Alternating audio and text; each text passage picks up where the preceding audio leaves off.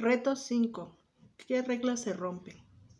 Hola, mi nombre es Silvia Lidia Velázquez Sansón. Soy estudiante de la licenciatura en Derecho en la Universidad Virtual del Estado de Guanajuato con matrícula 22009413.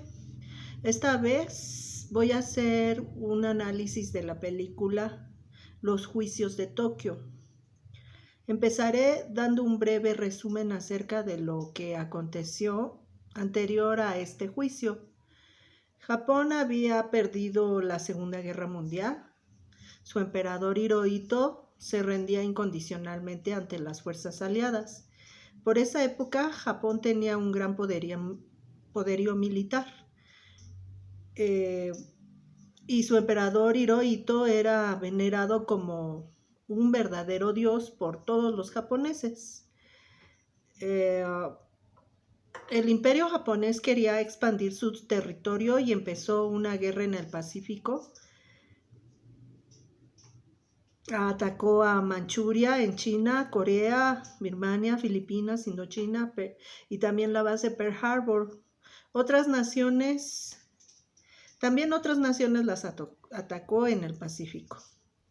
Desde 1931 a 1945, la guerra en el Pacífico había cobrado la vida de entre civiles y militares de 2.714.000 japoneses, 284.387 coreanos, 350 birmanos, 1.827.000 filipinos, 1.962.687 indochinos, 1.925.168 indios, 3.927.280 habitantes de las Indias Orientales, 25.971.000 chinos y 100.584 estadounidenses. Al finalizar la guerra, los aliados pensaron en hacer un juicio. Alguien o algunos tenían que pagar toda esta destrucción, y así se dieron los juicios tanto en Nuremberg como en Japón, en Italia y en otros países.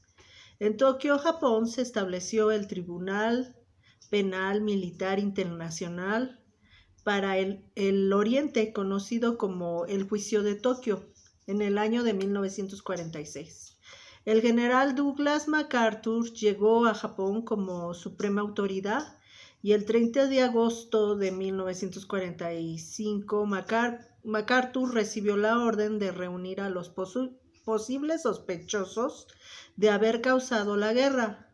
MacArthur reunió y encarceló a más de 100 presuntos responsables de crímenes de guerra, y a esas personas se presentaron a la corte.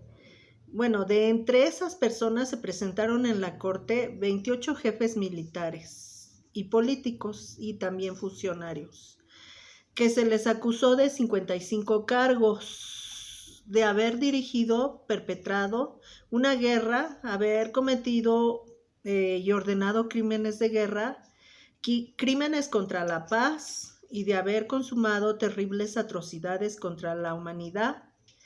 La acusación incluía también la matanza de civiles, prisioneros, experimentos con seres humanos, trabajos forzados, uso de armas químicas y la muerte de millones de personas. El Tribunal Penal Militar Internacional para el Oriente, mejor conocido como el Juicio de Tokio, tuvo su sede en la Academia de Guerra en Tokio, y el tribunal militar fue precedido por el australiano Sir William Flood Witt, con 11 jueces de diferentes partes del mundo. Entre las muchas acusaciones de las que se hablaron en el juicio, resaltaron la masacre de Nankín, China, donde en 6 semanas el ejército japonés mató alrededor de 300.000 personas. Hubo 20.000 casos de violaciones. La mayoría de las víctimas de la violación fueron mutiladas brutalmente. Esto aconteció en el Juicio de Tokio Bueno, esto acontecía en el juicio de Tokio, mientras a Tokio, Japón, llegó la noticia de que en Alemania, después de 11 meses de juicio, se sentenciaba culpables a 21 oficiales nazis en el juicio de Nuremberg. Las sentencias de Nuremberg las sentencias de Nuremberg fueron revolucionarias, pues por primera vez se consideraba culpables a los políticos y militares de un país por provocar una guerra con todos los horrores que ésta implica. Estas sentencias en Nuremberg fueron un precedente legal para los jueces de Tokio. En el año de 1947 seguía el juicio y por otro lado en Asia había guerras. En Indochina estaba peleando contra Francia por su liberación.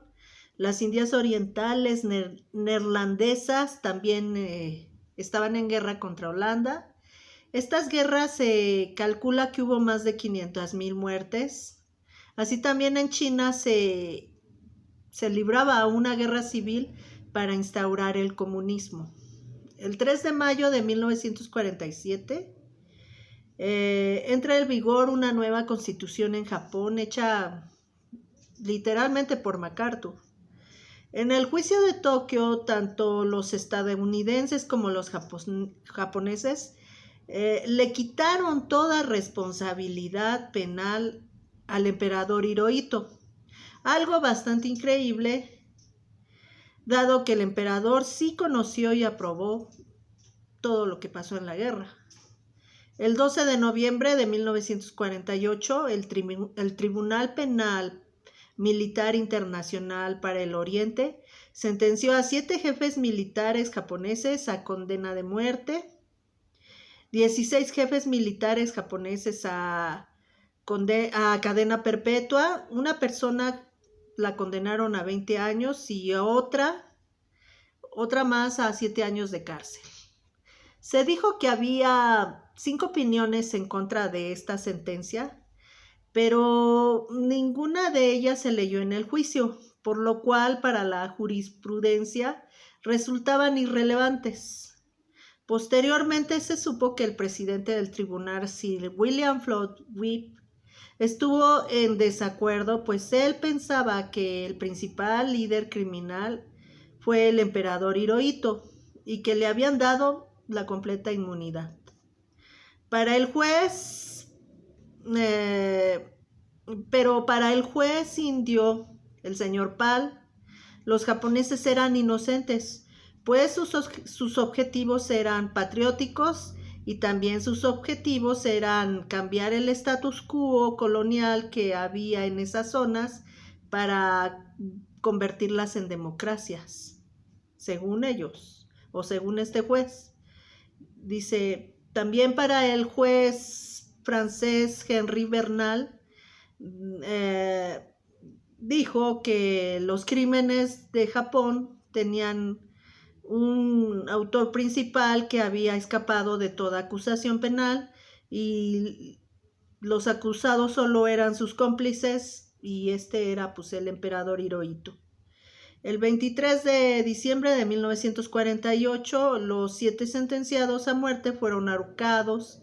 En pocos años, todos los criminales de guerra que quedaban en las cárceles fueron liberados, perdonados por los estadounidenses. Esto fue ocasionado porque los americanos tenían miedo de que Japón se convirtiera en un país comunista. En conclusión, se podría decir que el juicio de Tokio solo acabó siendo una farsa hipócrita, pero en mi concepto estos juicios fueron un avance en cuanto al derecho internacional. El avance fue que se sentó el precedente de que los individuos se pueden juzgar como criminales de guerra. Un miembro de la defensa de los acusados japoneses al final del juicio proclamó ante la prensa: ahora la paz debe reinar entre nosotros. Los horrores de la guerra deben ceder el paso a la colaboración entre pueblos. Los Estados Unidos deben olvidar Pearl Harbor y nosotros los japoneses olvidaremos Hiroshima y Nagasaki. Esto fue todo, esta fue mi intervención, espero que sea del agrado de ustedes. Gracias.